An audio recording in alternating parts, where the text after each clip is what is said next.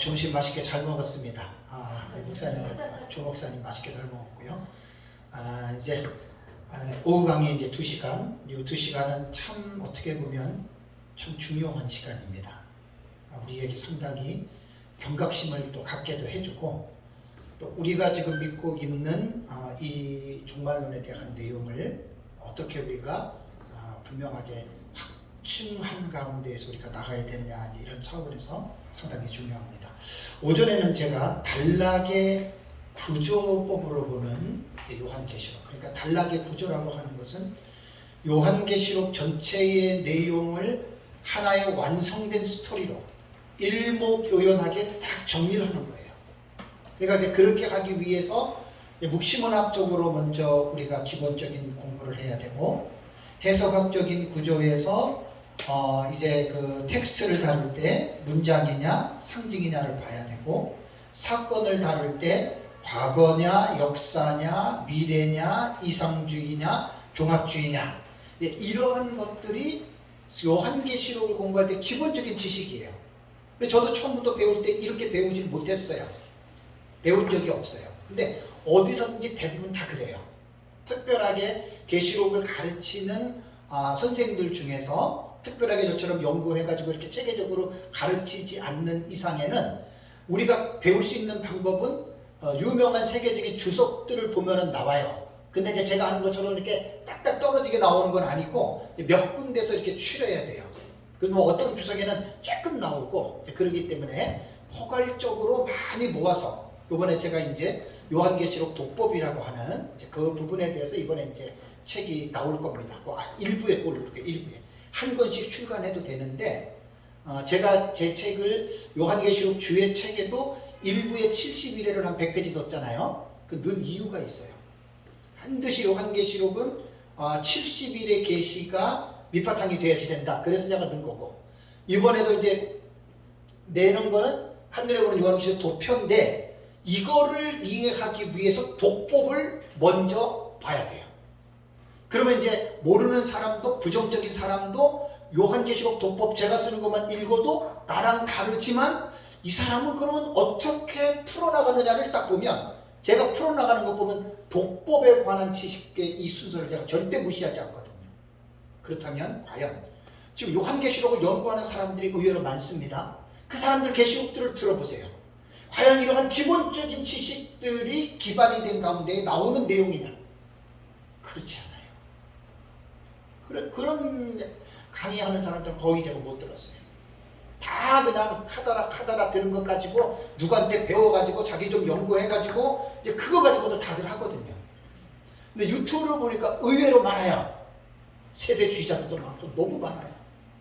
그러니까 이제 마지막 시간에 제가 좀 강의를 할 텐데, 이 경각심을 가져야 됩니다. 지금 큰일입니다. 여기저기서 막 그냥 우후죽순 나오는 거 그냥 유튜브 듣고 배우다가, 이건 이제 쉽게 말하면 내가 확실한 지식이 없으면 분별을 못해요. 정리 못해요. 여기 조금 저기 조금 짬뽕이 돼요. 그럼 뭐 그건 뚜렷한 특징이 없는 거죠. 그래서 이제 제가 요한계시록 독법을 4월, 5월, 6월, 7월, 8월 지금 이렇게 계속 지금 하면서, 어쨌든 요 중요한 지식들은 무슨 종말론 학파를 떠나서 너무 중요하니까 이 부분들을 목사님들 제 거 강의 들으면 요만큼밖에 안 돼요. 계속 공부하셔야 돼요. 넓혀 나가셔야 돼요. 제 거 들은 건 여러분 그것밖에 더 알겠어요? 그러니까 계속 공부를 해서 더 넓혀서 더 확실하게, 제가 시간이 되면은 저는 더 많이 해요. 시간이 줄이기 때문에 제가 그렇죠. 자, 이번 시간에는 한 일의 해석법에 대한 부분에 대해서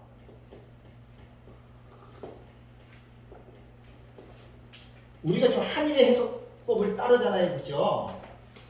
도대체 한일의 해석법이 어디서 나왔냐? 이거 이제 여러분 분명하게 다 뭐 강의를 했지만 다시 한번 여러분들이 정리를 좀 할 필요가 있습니다. 한일에 대한 이 해석법을 이제 제가 높아심에서 말씀을 드리는 게, 종말론을 모르는 사람들은 별 관심이 없는데, 조금 종말론을 공부한 사람들, 특히 무천년 진영에 있는 사람들은 거의 대부분이 한일해를 7년으로 해석하는 방법을 저거는 세대주의 해석법 아니야.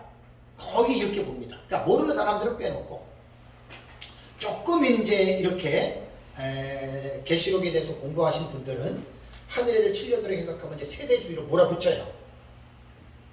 그러니까 이제 하늘의 해석법 하는 사람들은 뭣도 모르고 너는 세대주의야 그러면 그냥 당해야 돼요. 제가 이제 배우고 연구를 하면서 야 이거 참 큰일 나겠다 싶었어요. 그래서 제가 이제 이런 것들을 차근차근 제가 지금 준비를 해가지고 강의도 했고 책에도 이제 그런 부분들을 써놨는데 한 일회의 이 용어는 사람이 만든 게 아닙니다. 세대주의자들 아닙니다. 확실하게들 여러분들 믿고 가셔야 돼요. 사람 만든 거 아니에요. 이 내용은 사람이 만든 내용이 아니에요. 다니엘서 9장 24절 기억나시죠? 71의 계시에서 27절을 보면은 그가 장차 많은 사람들과 더불어 한 일해 동안의 언약을 굳게 맺고 한 일해가 나와요. 그리고 71회가 나와요. 그러면 71회라고 하는 용어부터 우리가 배워봅시다. 71회가 뭐냐? 뭐 영어는 중요하지 않아요. 원문이 중요하지. 이게요, 자음은 똑같아요.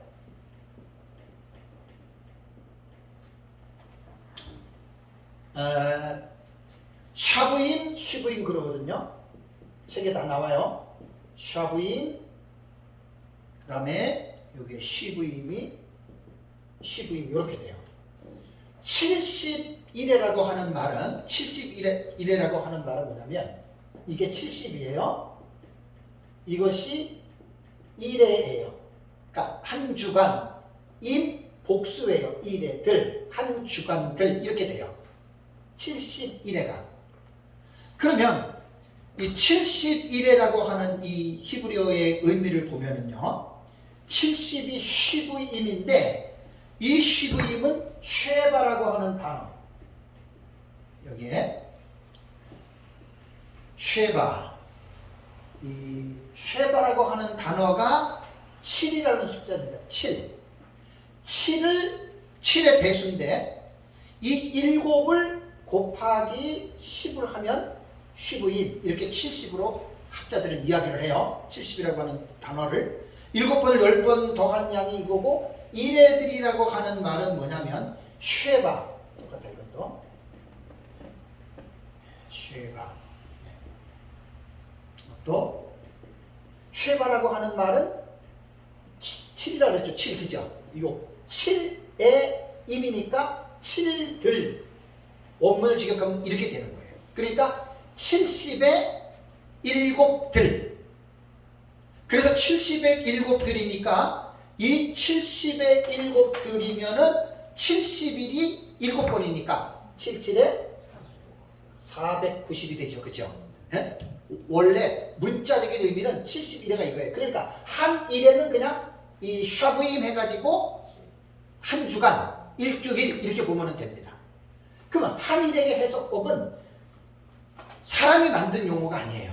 다니엘서 70일에 계시 한 일회가 하는 용어가 나오는 거거든요. 71회에서 요 샤브임 해가지고 한 일회가 시작이 되는데, 요 한 일회에 대한 해석법을 제 책을 공부하신 분들은 잘 아주 체계적으로 해놨기 때문에 잘 나옵니다. 하루로 보는 사람이 있어요.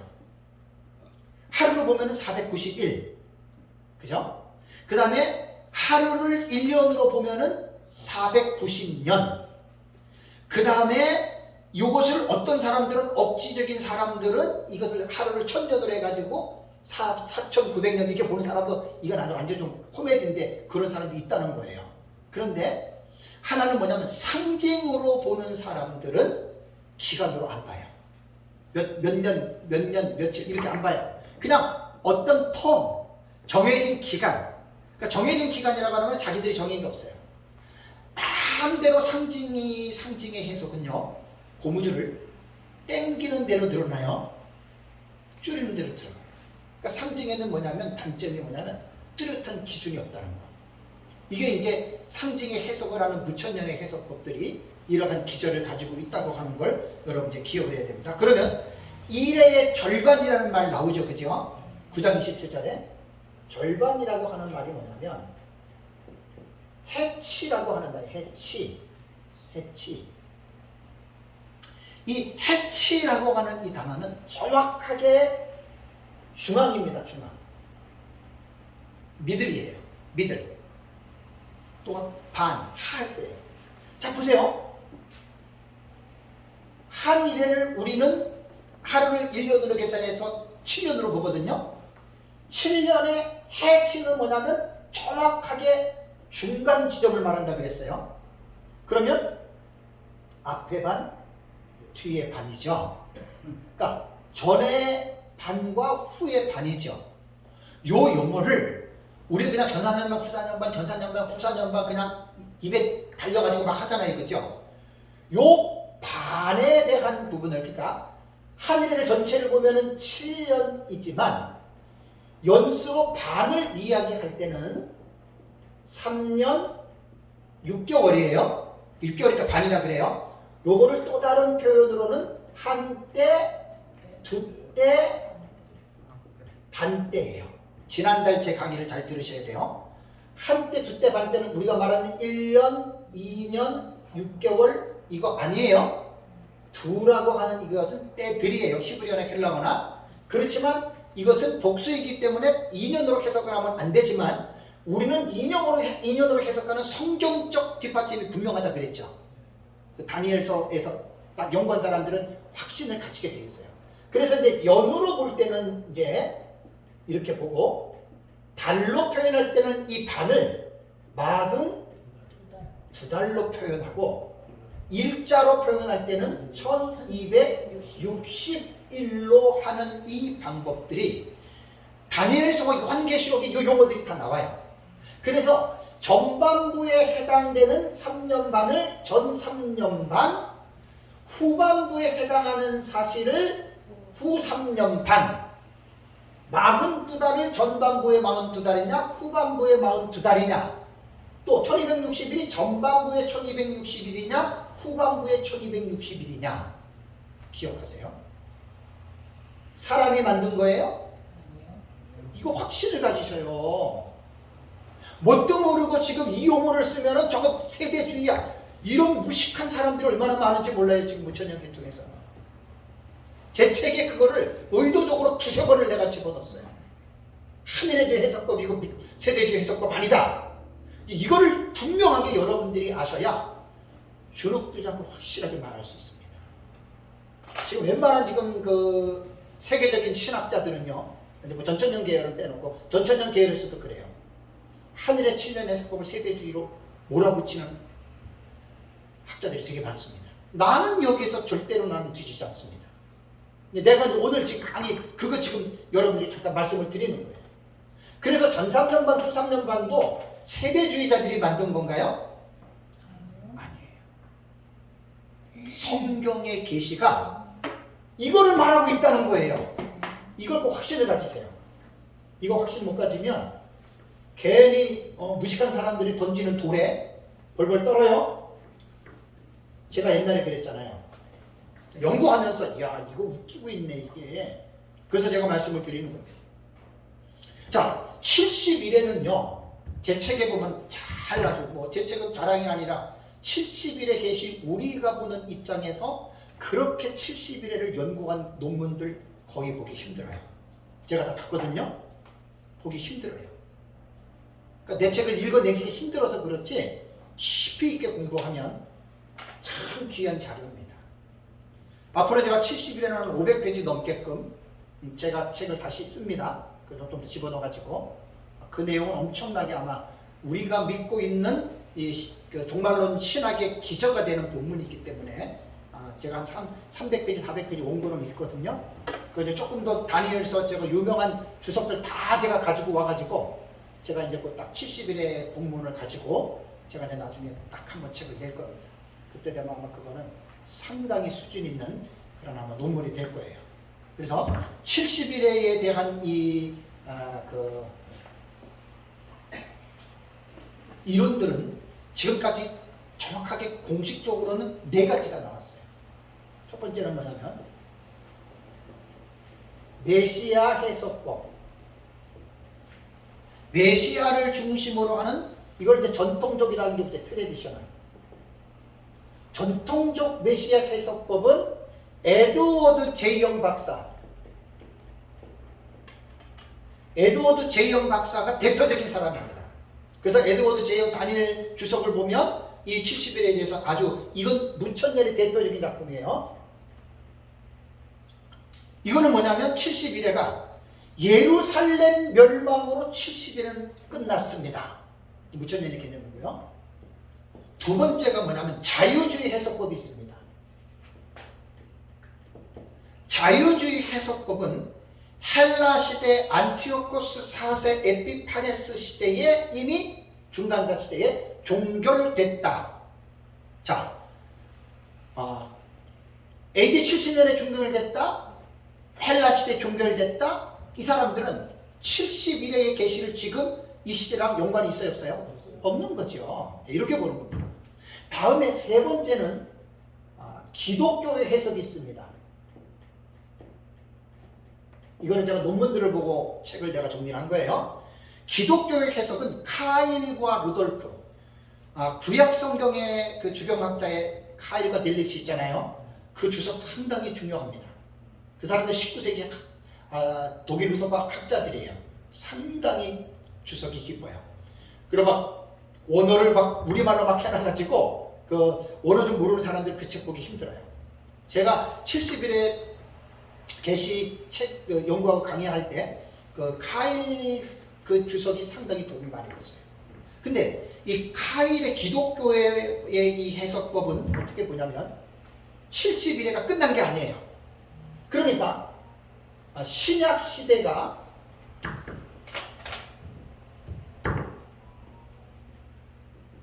신약 시대가 62일에가 지금 진행되고 있고요. 나머지 한 일에는 예수님 재림 직전에 일어나는데 우리처럼 7년으로 보는 게 아니에요. 카일을 보는 데서 보면 전부 다 상징이에요, 상징. 우리는 490년이니까 한 일에는 49년이고 그 다음에 예순도 일에는 434년인가요? 그리고 이것을 합치면은 이제 483년이 69일에가 되거든요. 나머지 한 일에 7년 남았다. 우리는 이렇게 보는 해석인데 이 기독교의 해석은 상징으로 봐요. 기간을. 근데 중요한 게 뭐냐면 한 일에는 예수님 재림 때까지로 본다. 예수님 재림 직전으로. 요게 이제 우리는 정해진 횟수 7년이지만 우리는 예수님 재림 직전으로 보는 이 관점은 어때요? 같은 거예요.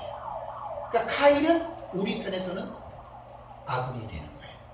그러니까 신학자들이 원래 그래요. 자기하고 맞으면 아군이 되고 틀리면 적군이 되는 거예요. 근데 그걸 비열한 방법으로 써먹으면 안 돼요. 그렇죠? 그래서 카일의 기독교적 해석은, 왜냐하면 카일 무시할 수 있는 사람 아닙니다. 구약학자 대단한 분이거든요. 다음에 네 번째, 세대주의 해석이 있습니다. 세대주의 해석은 70일의 틀 있잖아요. 우리랑 똑같아요. 틀은 하나도 틀려요. 그리고 다른 것들을 보면 이렇게 4개 하고 끝입니다. 여러분 어떤 생각이 드세요? 그러면 역사적 전천년은 없어요. 에드워드 제이영에도 이거만 해놨어요. 가나베 교수도 이것만 해놨어요. 또 다른 논문 몇 개 봤는데도 이것만 해놨어요. 역사적 천천년이 나오나 하고 뒤져봐도 안 나와요. 내가 처음에 약간 의아심이 생겼어요. 이거 왜 이러지? 왜 역사적 천천년 왜 안 나오는 거야? 안 나와. 공식적으로는 안 나와요. 개인적으로 연구한 사람들은 전천년 기자들이 민목사님처럼 나오지만 세계적인 어떤 책을 쓰거나 70일의 계시에 대한 이 논문을 학문적으로 다룰 때는 5번이 안 나온다니까요. 그렇다면 묻겠습니다. 세대주의 70일에와 역사적 전천년 70일에가 틀은 같아요. 7년. 내용으로 들어가 보세요. 같아요? 많이 달라요. 많이 달라요. 그러니 이제 대부분 학자들은 70일의 계시에서 세대주의 해석법이 미래적으로 보고 기독교 해석법도 한일회를 미래적으로 보는 신학자들 보는 거는 이제 우리랑 거의 비슷한 어떤 공감을 느낄 수 있는 내용들이 있는데 왜 역사적 전천년은 없냐 이거예요. 생각하면 화가 나는 부하가 치밀어 올라요. 그래서 제가 한 5년, 6년 전에 제가 여기서 70일의 강의를 제가 50시간 했잖아요. 그때 제가 강의할 때 역사적 전천년 입장을 제가 했고 그 다음에 역사적 전천년하고 다른 개혁주의 전천년설을 해가지고 민목사님이 보는 것 딱 해가지고 저는 5, 6까지 집어넣었어요. 근데 이제 그렇게 나누기 조금 곤란한 거는 제가 민목사님한테 배운 것을 개혁주의 전천년설 해가지고 나는 고집을 안 해요. 저는 민목사님은 그렇게 하시지만 나는 그거 자꾸만 헷갈려요. 개혁주의 전천년 했다가 역사적 전천년 했다가 그럼 두 개가 되잖아요. 저는 처음부터 책을 쓸 때 밝혔지만 나는 이게 아니고 하나로 저는 이제 가요. 역사적 전천년설. 왜? 이게 기원이에요. 뭐 종말적 전천년, 개혁주의 전천년, 뭐 전천년, 뭐 전천년 많이 있거든요. 계시록 연구하는 사람들마다. 나는 그 반대예요. 역사적 전천년주의라고 하는 초대교회 교부들이 보았던 역사적 전천년이 확립이 되지는 않았어도 그 정신 아래에 개인적인 깃발 다 꺾어. 난 그거예요. 다 꺾어버려야 돼. 무슨 말인지 아세요? 자꾸만 개인적인 깃발을 만들기 시작하면 역사적 전천년이 우습게 이건 완전히 우스운 꼴이 되는 거예요. 다치 잘났다고 말하는 거예요. 진짜. 그러면 언제 우리가 여러분 일치를 가져올 수가 있겠습니까? 그래서 제가 쓰는 책에는 민목사님에 대한 것은 개혁주의 전천년설로 그분이 연구했던 거는 제가 수긍하고 거의 다 그 내용을 제가 말을 하지만 그것을 이제 저는 한 사람의 그 개인이 연구했던 그걸로 내가 내버려 두는 것이 아니라 이것이 역사적 전천년의 종말론에 이것이 가장 성경을 올바르게 보는 것이다. 저는 그걸 외치고 있는 거예요. 지금. 어떤 사람을 내가 지금 세우는 게 아니에요. 진리를 외치는 거예요. 저는. 그래서 저는 역사적 전천년주의 이게 히스토리컬 프리밀레니얼리즘 이것에 우리는 시작으로 돌아가자는 거예요. 우리는 누구 만든 거 뭐 박영경 박사님, 박유선 박사님, 김영태 박사님, 박수환 박사님 뭐 이렇게 하지 말고 역사적 전천년으로 이제는 우리가 기반으로 기초로 돌아가서 한 목소리를 내자는 게 제가 부르짖는 거예요. 지금. 그래서 이제 역사적 전천년설은 제가 세대주의와 이 틀은 같아요. 내용 전혀 달라요. 이걸 우리는 알려야 되고 그래서 세대주의 전천년에 이 70일에는 학자들마다 많이 연구해놓은 책들이 있으니까 됐고 여기 이제 역사적 전천년설이 들어가야 돼요. 다른 데는 안 들어가도 제 책은 들어갔잖아요. 역사적 전천년주의 그 저자 마음이에요. 한일의 해석에 대해서는 세 가지 법은 제가 말씀드릴게요. 과거에 이루어졌고 지금도 이루어지고 있고 장차 이루어질 것이다. 요 세 가지의 관점이 있는데 자 그렇다면 아까 말씀드린 대로 한일의 이 해석법은 인위적인 작품 아닙니다. 사람이 만든 거 아니에요. 성경 자체의 본문이 한일회를 해치 절반으로 나누고 전사년반 후삼년반 42달 1260일 성경이 말하고 있어요. 세대주의 만든 거 아니에요. 분명하게 여러분 이걸 알아야 됩니다. 그러고 나서 역사신학적인 입장에서 한일회의 해석법을 우리가 공부를 하다 보면 최초의 한일회를 해석한 신학자들이 나와요. 교부에서. 그분이 바로 이레네우스와 히폴리투스예요. 그러면 이레네우스와 히폴리투스가 어떻게 한일회를 사용했느냐? 그 사람들은 2세기 사람들이에요. 2세기, 3세기 사람들이에요. 그러면 1700년 우리가 그 시대 살아봤나요? 이 사람들의 책이 있다고요. 교부들의 책이. 저는 읽어내지 못하지만 학자들은 그걸 읽어내서 책을 쓴 거고 그 책을 정성호 박사님이 번역해가지고 쓴 책에 그 책이 저에게는 담배였어요. 담배. 너무나 중요한 책이었습니다. 그래서 세대주의는 19세기에 태동이 된 거예요. 19세기에 출발한 거고, 세대주의는 2세기, 3세기에 이레네우스라고 하는 교부가 있습니다. 이레네우스는 주후 130년에서 202년까지 2세기에 아주 유명한 교부입니다. 아주 폴리갑의 제자지요. 폴리갑의 제자. 사도 요한의 책제자가 폴리갑이잖아요. 그 폴리갑의 제자가 바로 이레네우스인데, 이 이레네우스의 그 논문에 보면은 이 적그리스도가 이 세상에 있는 모든 것을 황폐케 할 것이고, 그는 3년 6개월 동안을 통치하게 될 것이며 예루살렘에 있는 성전에 앉게 될 것이다. 이게 2세기에 이레네우스가 논문을 쓴 거예요. 그러면 모르는 사람들은 이게 뭔 말인지 몰라요. 적그리스도가 누구고, 이 적그리스도가 왜 3년 6개월을 통치하게 되고, 이 적그리스도가 왜 예루살렘 성전에 앉느냐, 뭐 때문에 앉느냐. 종말론을 모르는 사람들은 이렇게 말을 해도 모르는데 우리는 딱 알아듣잖아요. 3년 6개월은 달수로 말하면 42달입니다. 요건 계시록 13장을 가면은 바다에서 올라온 짐승에서 42달 동안을 통치할 것이라고 하는 말이 나와요. 그 적그리스도 말. 그러면 아까 말한 대로 한일의 구분으로 볼 때는 후 3년 반에 해당이 되는 기간을 말하는 거죠.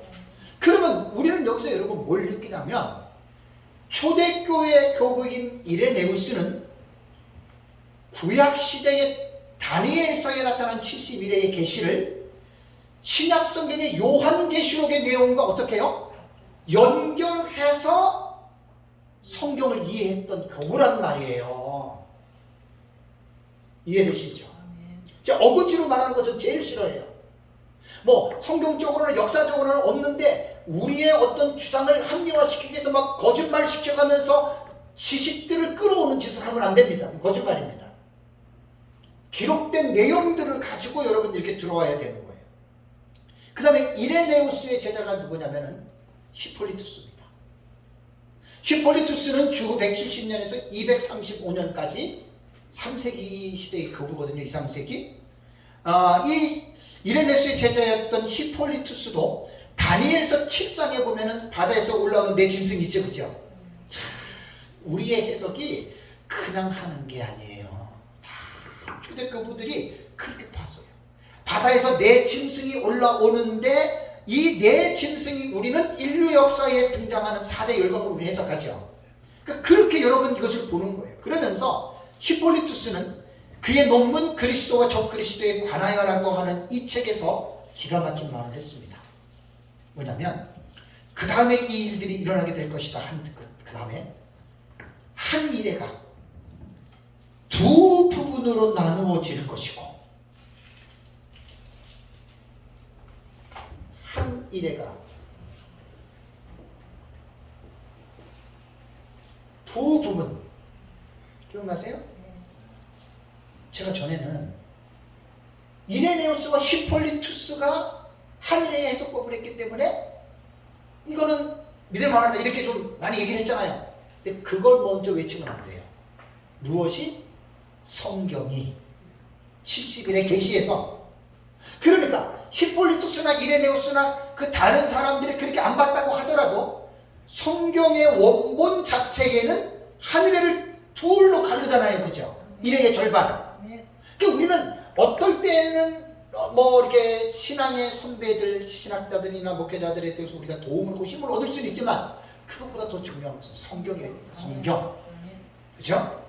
그래서 70일의 성경에서 하늘의 해석 이 모티프가 거기 나오고, 그 다음에 역사 신학적으로 볼 때에는 이레네우스와 히폴리투스가, 특히 히폴리투스가 하늘의가 절반으로 나눠질 것이고, 포악하여 가증한 것이 나타나고, 포악하고 가증한 것이 뭐겠어요? 적그리스도죠.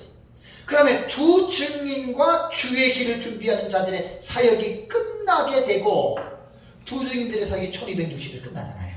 이게 전반부잖아요. 그러니까 종말론을 모르는 사람들은 이것을 읽어도 무슨 말인지 몰라요. 근데 아는 사람들은 딱 우리는 감이 오죠. 그래서 누가 뭐라 그래도 이레네우스와 히폴리투스는 초대교회 교부들 중에 역사적 전천년 종말론의 신앙의 원저자들이에요. 여러분들이 지금 배우고 있는 신학과 종말론이 족보가 있어야 돼요. 뼈대가 있어야 돼요. 뭐 이만이나 김기동이나 이런 이단자들한테 배웠다 똑같이 이단이 되는 거예요. 개혁신학은 족보신학이라고 합니다. 족보신학. 연결들이 다 사상들이 전수되어지는 족보들이 다 나와요. 개혁신학은 마찬가지 종말론도 그렇습니다.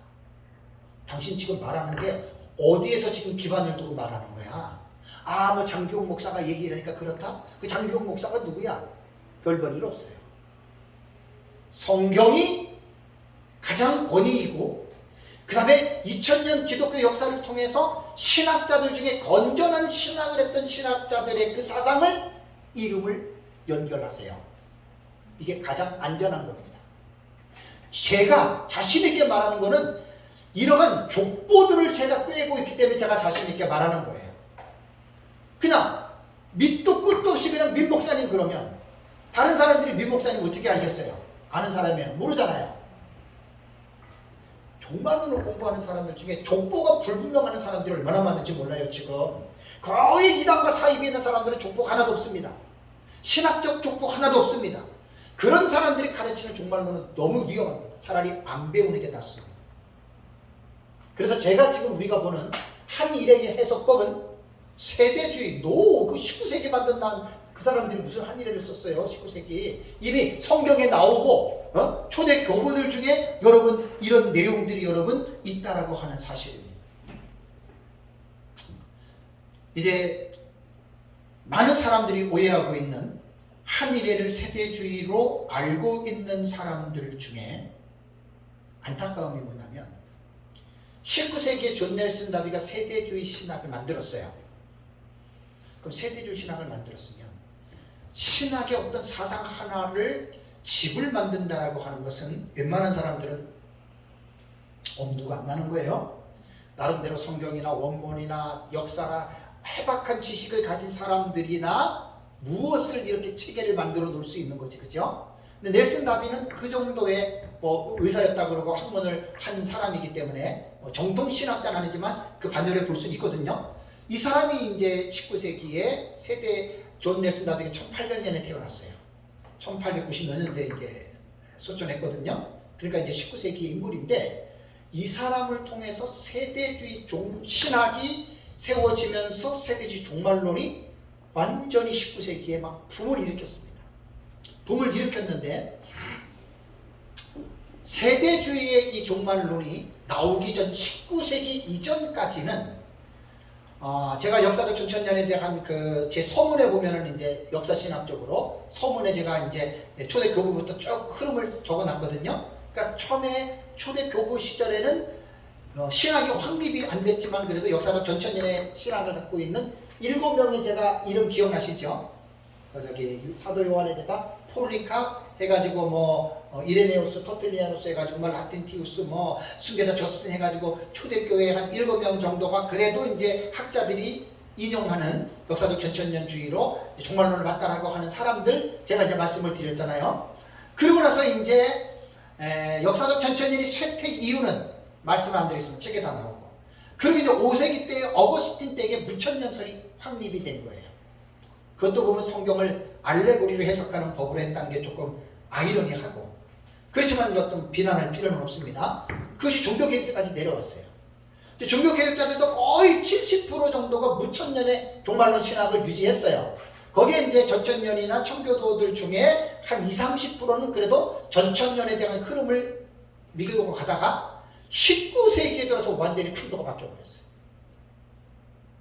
18세기의 그 부흥기 시대에는 무천년에서 후천년이 분화가 돼요. 후천년 나서 조나단 에드워즈 이런 사람들이 이제 유명한 신학자들이 무천년에서 약간 이탈해가지고 후천년의 새로운 사상을 조금 만들거든요. 그러면서 이제 19세기 들어와가지고는 존 넬슨 다비가 영국에서 세대주의 종말론을 만드는데 이 세대주의 종말론의 특징이 한일의 해석법입니다. 우리가 배운 대로 미래주의 해석입니다. 그러면 한일과 미래주의 해석은 어디에서 주장하는 거예요? 세대주의 이전에는 전천년주의자들이 주장했던 내용이잖아요. 그 틀을 가지고 다비가 신학과 종말론을 체계화시킨 거예요. 그런데 우리처럼 한일의 전산전과 후산전과 성공대로 이야기를 하지만 그 안에 들어가는 내용을 볼 때 세대주의 종말론의 내용은 성경과 안 맞는 게 너무나 많고 너무나 위험하고 말도 안 되는 내용들이 세대주의 신학과 종말론은 너무나 많아요. 일일이 다 말은 못해도 세대주의자들이 말하는 특징이 뭡니까? 디스펜세이셔널이라고 하는 세대라고 하는 7세대를 딱 세워놨잖아요. 7세대. 언약 신학의 관점에서 볼 때 시대의 특징은 비슷하지만 이 사람들이 뭘 잘못했냐면 시대마다 구원받는 방법이 다르다 이렇게 말을 했어요. 그것뿐만이 아니에요. 교회와 이스라엘을 철저하게 문자적으로 갈라가지고 신약 성경에 이스라엘을 교회로 대체해서 말한 것 가지고도 그거는 구약 이스라엘을 끝까지 보는 거예요. 참 안타깝습니다. 그래서 이제 세대주의 종말론이 한두 가지 잘못이면 괜찮은데 너무나 많은 이러한 잘못을 세대주의 종말론에서 여러분 말하기 시작한 거예요. 그래서 어차피 미래적인 해석, 예수님 재림 직전에 하늘에로 보는 것은 이단이나 사입이나 전천년이나 세대주의나 똑같아요. 이거는 왜냐하면 성경을 보는 하나의 관점이거든요. 미래주의로 보는 사람들은 다 그렇게 봅니다. 그래서 하늘의 세대주의 종말론의 특징 중에 하나가 한일의 7년에 대한 이 해석법인데 이 7년에 대한 해석법을 제대로 성경적으로 보지 못한다고 하는 것이 이게 큰 문제가 됐다. 그래서 이제 휴거도 제가 지난달에 말씀을 드렸잖아요. 무천년주의자들 중에서 일부는 설교 제목이 뭔지 아세요? 휴거는 없다. 또 강의하는 사람들도 휴거는 없다 이렇게 설교하고 강의를 해요. 무천년주의자들 일부가 그래요. 그러면 왜 그랬겠어요? 왜 휴거가 없다고 그런 줄 아세요? 지금 한국 시대에 거기는 이게 천년왕국이에요. 그냥 근데 그거보다도 휴거가 없다고 극구 부인하는 거는 세대주의자들이 말하는 환란적 휴거는 없다 그걸 말하는 거예요. 왜? 하도 세대주의자들이 7년 환란 전에 휴거된다 뭐 갑자기 운전하다가 사라져버리고 뭐 그 7년 대 환란 영화도 있었고 막 그랬잖아요. 그게 너무나 사람들을 괴롭히니까 아예 그냥 반발로 휴거 없어 이렇게 말했는데 그 말이 맞아요 틀려요? 휴거가 없다는 말이 틀려요. 지난주 제 설교를 들어보면 나오잖아요.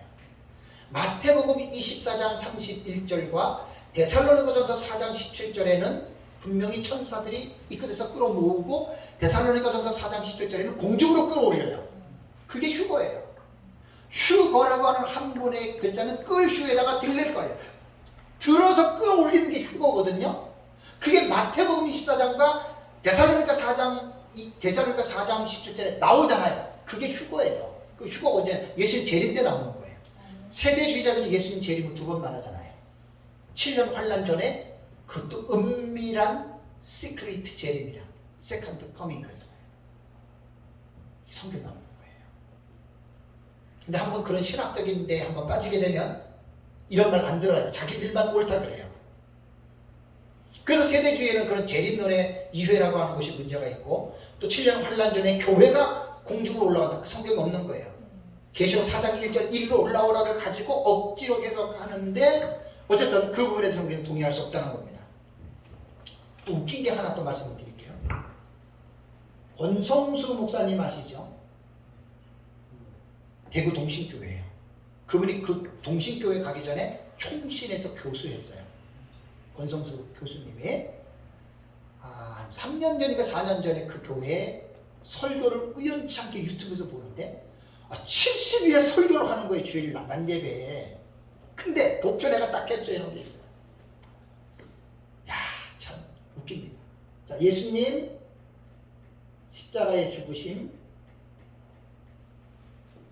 재림, 권성수 교수님은 예수님 초림부터 십자가의 죽으심까지를 전 3년 반, 십자가의 죽으심에서 재림 때까지를 후 3년 반.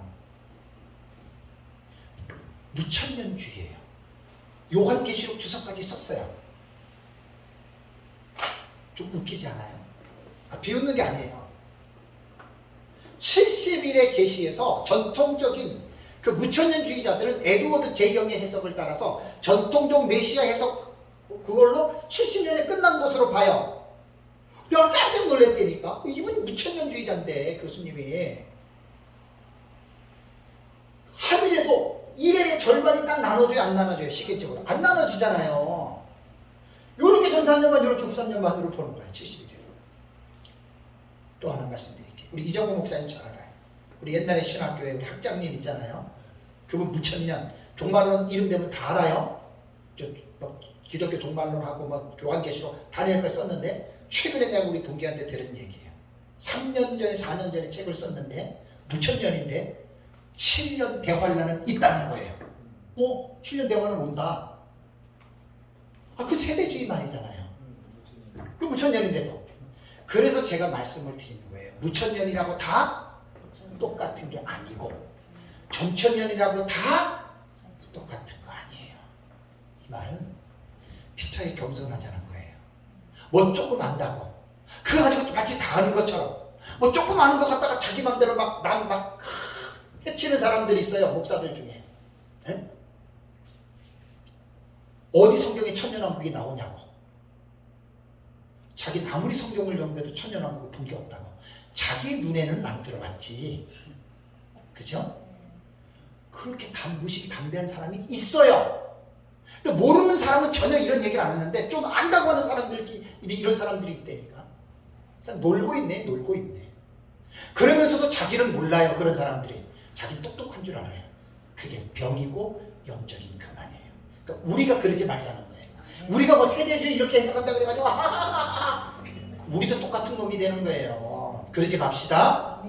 우리랑은 달라도 이분이 일반 목사가 아니잖아요. 총신대에서 교수했으면 학동에서 실력 있는 사람 교수했을 거 아니에요. 그럼 왜 이 사람은 이렇게 보느냐? 무천년인데 왜 이렇게 보느냐? 여러분 그런 마음을 가지셔야 됩니다. 피차에 나와 다르다고 해서 상대방을 무시하고 공격하고 인격을 짓밟는 거는 그 죄입니다. 그런 우리가 하지 말자는 거예요. 제가 많이 당해봤어요. 제가 많이 겪어보고 좀 하나님만 아세요. 하나님만 아세요. 주변에 있는 목사들한테 참 별의별 말도 하기도 싫지만 내가 하나님이 아시기 때문에 말을 안 합니다. 인격이 좀 훌륭해야 돼요. 목사님들은 절대 교만하면 안 됩니다. 겸손해야 됩니다. 그 짓구림하는 거 아는 것 가지고 지가 그쪽 분야의 연구도 안 해놓은 거 다 아는 것처럼 사람을 함부로 재단하고 이거 정말 엄청나게 그 무서운 짓을 하는 거 영적으로 그렇게 하면 안 돼요. 그러니까 남한테만 우리가 뭐라 그러지 말고 우리도 그러지 말자는 거예요. 그러니까 이런 부분들은 잘 여러분들이 우리 숙지를 해서 이런 부분들을 잘 해야 됩니다. 그래서 이제 항일의 해석법을 제가 왜 자꾸만 그 귀를 쫓기다고 자꾸만 강조하는 줄 아세요?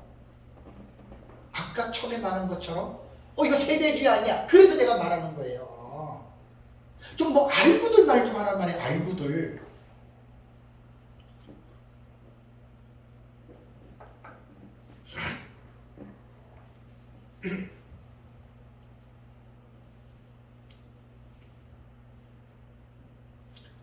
그래서 이제 한일회에 대한 이 내용에 대해서 알러지 반응을 일으키는 사람들이 대체적으로 무천년입니다. 거의 무천년주의자들은 한일회 해석법 그러면 세대주의한테 엄청나게 뛰어가지고 근데 연구 안 한 사람들은 딜 필요도 없어요. 그냥 잘못된 거 요것만 몇 개 막 가지고 막 그걸 막 거기에 그냥 세뇌가 돼가지고 그냥 자기도 잘 모르면서 그냥 같이 덩달아서 돌 던지는 거예요. 그러니까 이 한일회에 대한 이 해석에 대해서 세대주의자들은 분명하게 잘못된 부분들이 있습니다. 제가 다음 시간에 세대주의가 고전 세대주의와 개정 세대주의와 점진적 세대주의로 세대주의가 점프했거든요. 다음 시간에 다시 한번 지난번에 그 말씀 한량하게 드리겠어요. 왜냐하면 다음 시간 강의에 그것이 필요하기 때문에. 그래서 이 7년에 대한 해석은 우리 역사적 전천년주의가 먼저 우리가 초대 교부들에게 본 거예요. 그러니까 다비가 그거를 가지고 와서 그래서 자기가 틀을 딱 세워놓고 그리고 이제 막 자기 마음대로 막 집을 진 거야. 그 내용을. 그러니까 이제 정상 신학을 한 사람들이 볼 때에는 이상한 거예요. 아내가 틀은 맞는데. 그래서 이제 다비가 이제 우리가 한 그 신학자들 같은 경우는 신학 사상이 그렇게 중요합니다. 자유주의 신학, 신정통주의 신학, 개혁 신학, 뭐 알미니안주의, 칼빈주의 이걸 왜 따지는 줄 아세요? 자기가 배운 대로 성경을 그렇게 봐요. 자기가 배운 대로. 존 넬슨 다비 같은 경우는 우리 개혁 신학을 한 사람들의 입장에서 볼 때는 위험한 내용들이 많습니다. 그만큼 개혁 신학과는 거리가 먼 사람이에요. 그러니까 경건주의, 그래서 폴리머스 형제단을 창립을 했어요. 그 당시에 이제 영국의 국교회가 엄청나게 19세기 타락했고, 그래서 이제 국교회에서 신앙생활할 필요성을 못 느끼고 자기가 나와서 아웃사이더에서 이제 교회를 만든 게 이제 형제단 이런 그룹이란 말이에요. 그러니까 신학적인 개혁 신학의 이 흐름이 그게 없어요. 다비는 별로.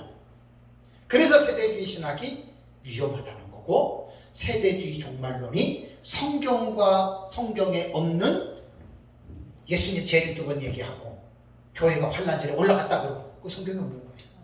개혁 신학자도 그렇게 많은 사람 하나도 없어요. 그러니까 이제 다비한테 배운 사람들은 지금 그렇게 얘기를 해요. 지금. 그 이제 세대주의 신학에 경도된 사람들은 그렇게 하고 있다라고 하는 말입니다. 그래서 한 일의 해석은 절대로 잘못된 게 아닙니다. 그 한 일의 해석법을 끌어다가 쓰는 사람이 잘못되게 해석을 하니까 그게 잘못됐다는 거죠. 그래서 우리는 뭐가 필요하냐? 아까 말씀드렸잖아요. 그 70일의 계시에서 세대주의와 우리 역사적 전천년과 프레임은 똑같아요.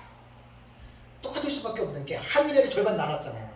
전산년, 후산년반. 이 다를 게 뭐가 있어요? 근데 그 안에 들어가는 세부적인 내용을 들어가면 완전히 다른 내용들이 대단해요. 그래서 저는 하도 사람들이 한일의 그 해석법에 진저리가 났어. 그러니까 쳐다보지도 않아, 한일에 그러면. 그런 사람들에게 제 책은, 이 책은 제가 썼지만 민 목사님한테 배운 거 제가 종합 정리했다 그랬어요. 공과 공은 제대로 돌려야 돼요. 도둑놈 되면 안 돼요, 우리가. 제 책을 읽어보세요. 누구 거라고 썼냐? 민 목사님 거라고 썼어요. 도둑 같은 목사들이 얼마나 많은 줄 알아요? 남한테 배워가지고 지가 잘나가지고 한 거죠. 지난번에 강의 때 누구 얘기를 했죠? 말도 안 되는 상식을 벗어난 목사들이 한둘이 아니에요. 정말 그런 사람들이 난 정말로 가르친다는 거 보면 난 이해가 안 돼. 어떻게 저런 사람 밑에서 투중이 나는 나오기 힘들다고 봐요. 마지막 시간에 제가 이제 투중에 대한 부분을 다시 한번 강조를 할게요. 이게 단순히 지식으로 가르치는 거 아니에요. 네? 지식으로 가르치는 거 아니에요. 그래서 이 한일의 해석법은 세대주의가 역사적 전천년의 초대 교부들을 그걸 갖고 왔지만 각색을 잘못한 거야. 신학이 정상적이지 못해서. 그래서 이제 이 내용을 나름대로 잘 각색한 분이 제가 아니라 제가 종말론을 맺던 민명성 목사님이에요. 그러니까 내가 분명하게 내가 밝힙니다. 그러니까 강의 때마다 민명성 목사님 그것도 사람들이 듣기 싫어해요. 내가 초창기 제가 2, 3년 동안 강의 들어보세요. 민 목사님 얘기 몇 번이나 한 줄 아세요? 내가 강의 때마다. 책에 다 써놨어요, 제가. 내게 아니고 스승한테 배운 거라. 거기에 내 나름대로 확장을 하는 것밖에 없어요. 그래서 이제 제 책을 요즘에 이제 그 신학적인 그런 수준에서 좀 어느 정도 맞도록 제 책을 읽어보신 분들은 알겠지만 이제 주해를 써놓은 거예요. 거기다가 성경을 풀어가는데, 그래서 이제 우리가 해야 할 일은 뭐냐면 사람을 알리는 게 아니라 진리를 알리는 거예요. 성경을. 그 성경을 알리는 데 있어서 우리가 제대로 된 지식을 가지고 제대로 배워서 제대로 알리자라고 하는 것입니다. 그래서 이제 70일의 계시도 제 책이 이렇게 막 오픈된 건 아니잖아요. 서점에서 파는 것도 아니고 개인적으로 파는데 뭐 남들한테 막 뭐 이렇게 소개한 것도 아니고, 그냥 이렇게 제가 강의를 많이 여러 군데 다니면 제 강의를 들으면 제 책을 사게 돼 있어요. 강의를 듣는 정도. 그런데 코로나 때문에 꼼짝을 못했고, 하나님이 그거는 저는 딱 써놨기 때문에 걱정 안 해요. 하나님이 열어주시면 뭐 많이 팔리는 걸 떠나서 필요한 사람들에게는 가요.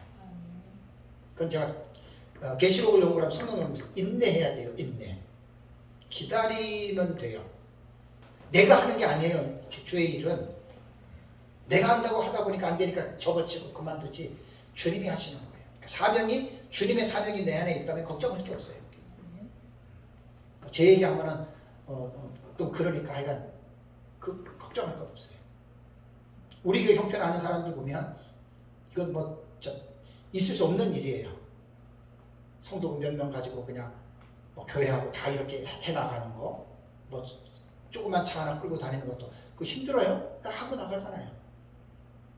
월세 50만 원 하고 또 교회 40만 원 하고 내고 한 달에 보통 한 250 이상 들어가요. 성도들의 헌금만 70, 80만 원도 안 돼요. 그거 어떻게 살아가요? 근데 살아가요.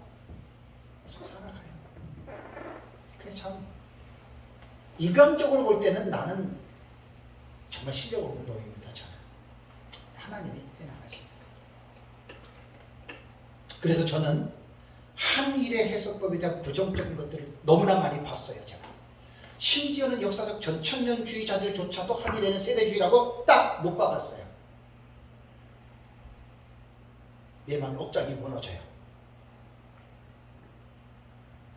박윤선 박사님도 그랬어요.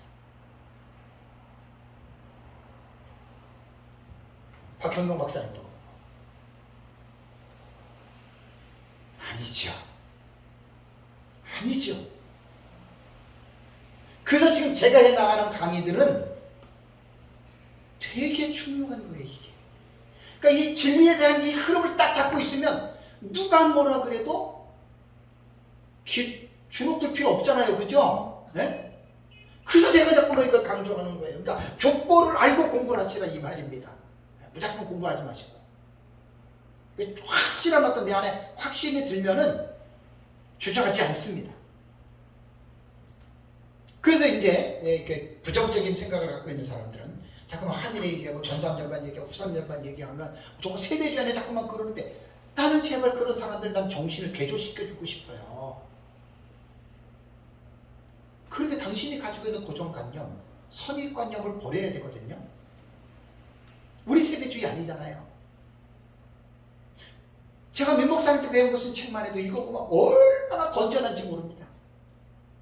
정말 건전합니다. 정성욱 박사님, 덴버 신학교 조직신학교에서 정성욱 박사님이 공개적으로 한 말이에요.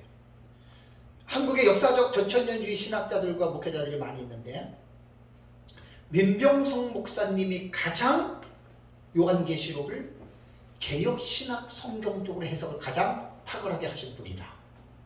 여러분 자부심을 가지세요. 자부심을 가지세요. 그러니까 민 목사님께 이제 많은 사람들에게 알려주고 그렇게 돼야 되는데, 이제 그게 조금 그렇잖아요. 그죠? 올해 연세가 91살이시고 정말 훌륭하시죠? 인격적으로도 훌륭하세요. 어쨌든 진리는 하나님이 펼쳐나가시기 때문에 저는 이제 그 부분에 대해서는 제가 걱정을 안 합니다. 마지막으로 이제 한일에 대한 해석법의 실예가 참 이건 기가 막힙니다.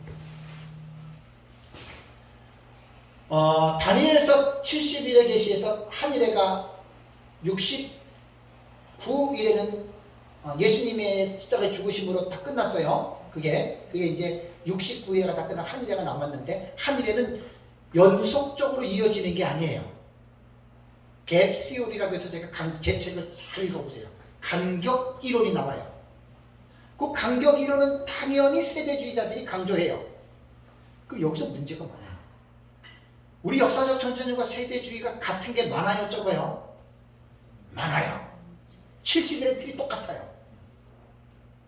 비슷한 것 많을까요, 적을까요? 많아요. 틀린 것 많을까요, 적을까요? 틀린 거 많아요. 더 많아요, 틀린 거는. 그러면 한 일에 대한 이 해석법은 그야말로 해석의 유형은 천차만별입니다. 이단 사이비 시한부 족발론자들 다들 이것 가지고 해요. 지금 옛날부터 이것 가지고 했어요. 그래서 우리는 신학적인 기초가 있잖아요. 요한계시록을 해석할 때에는 요한계시록을 해석하는 신학적 기초는 틀은 뭐냐? 70일에다. 그래서 나머지 한 일회가 예수님 재림 직전에 종말에 일어날 사건으로 해석한다. 근데 그 한 일회의 7년이 일어날 사건들이 계시록 6장과 19장에 그 사실들이 기록되어 있다. 대단히 획기적인 일입니다.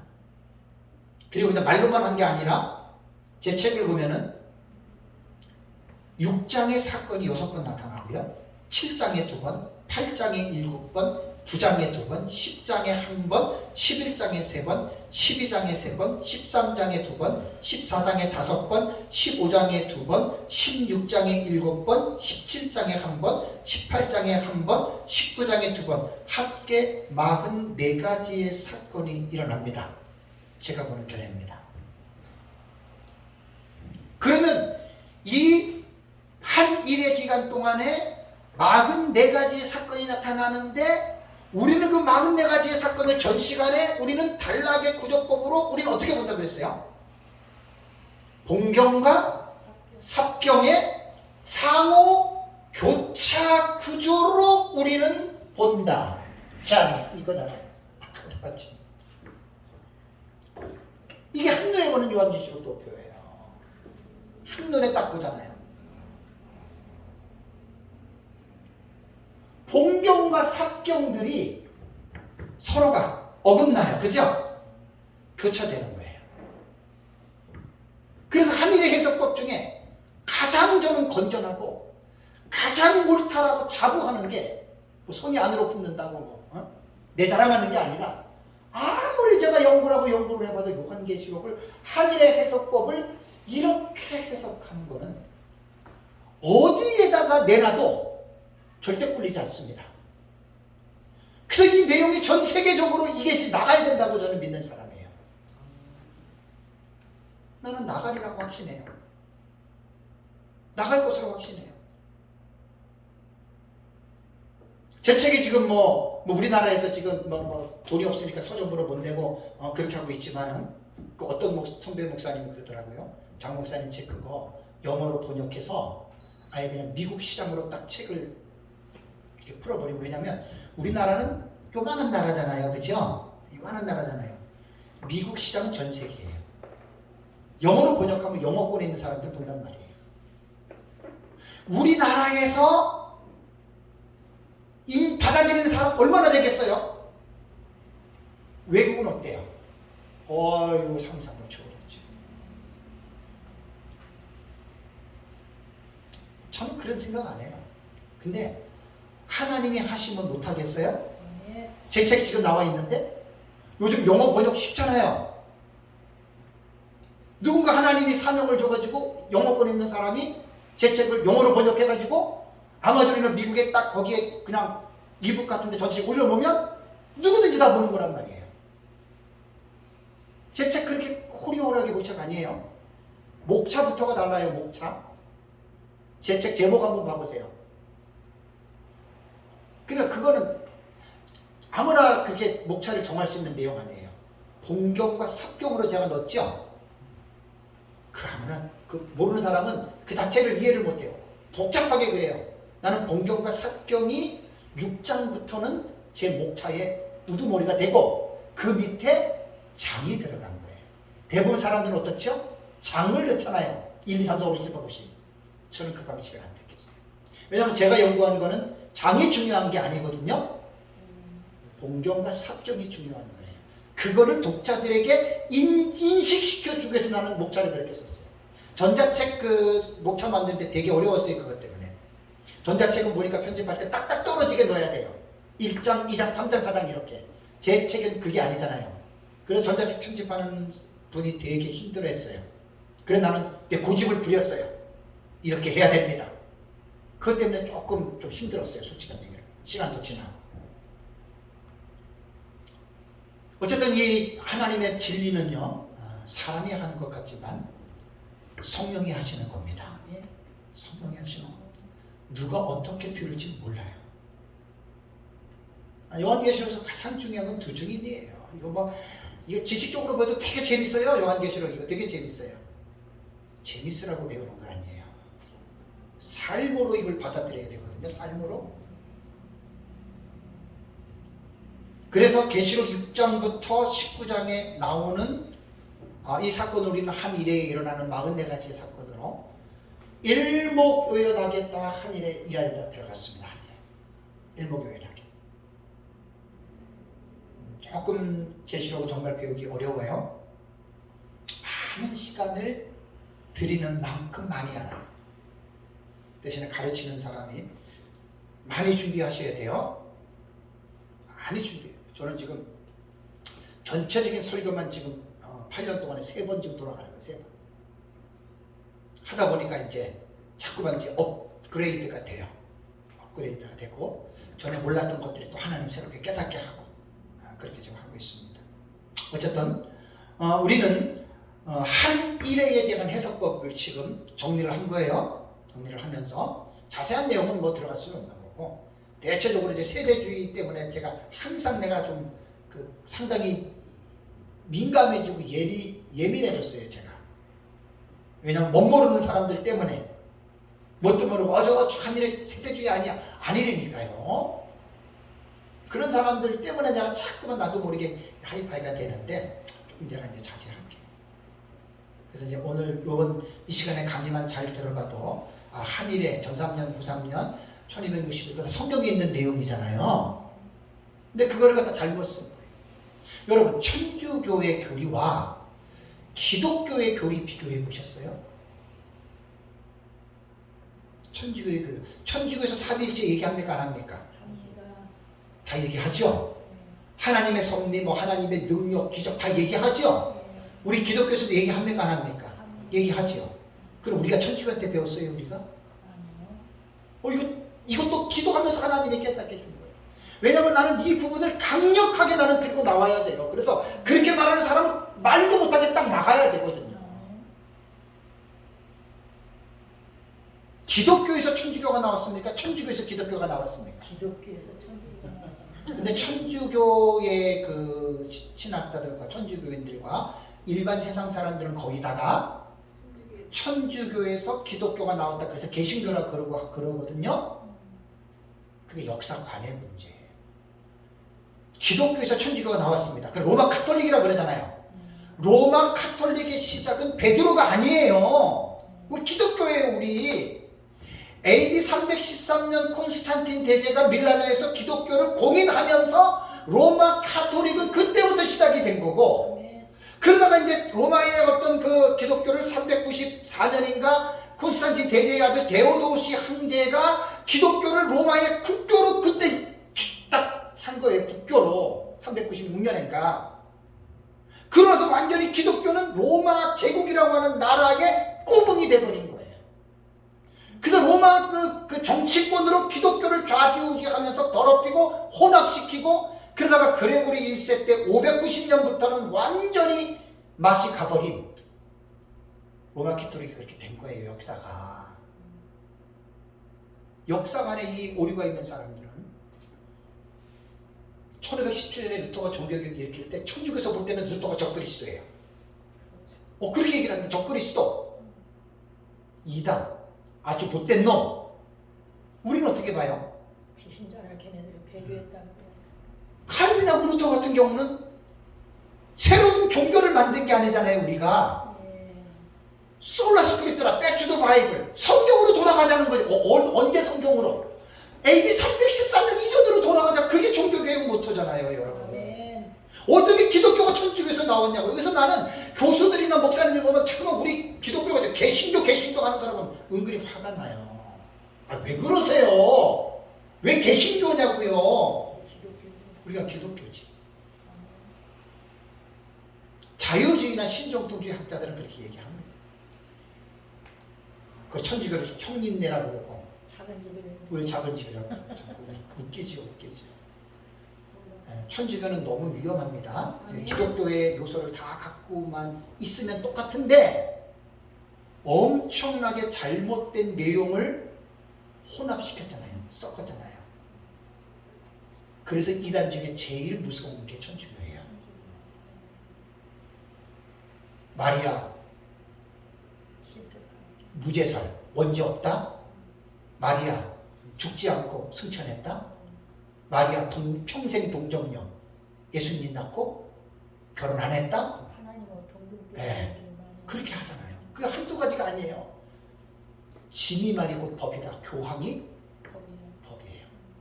다 성경적으로 말도 못한 기독교를 완전히 더럽히고 혼합시키고 짬뽕시키는 게 천주교입니다. 아멘. 그거를 깨달으셔야 돼요. 아멘. 그냥 좋은 모습에서 천주교 참 좋고 이렇게 보면 안 된단 말이에요.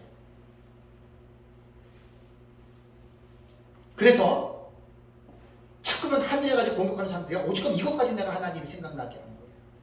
천주교에서 삼위일체하고 우리도 삼위일체 하는데 그러면 삼위일체 우리가 천주교 때 배웠습니까? 천주교가 우리한테 배운 거지 안 그래요?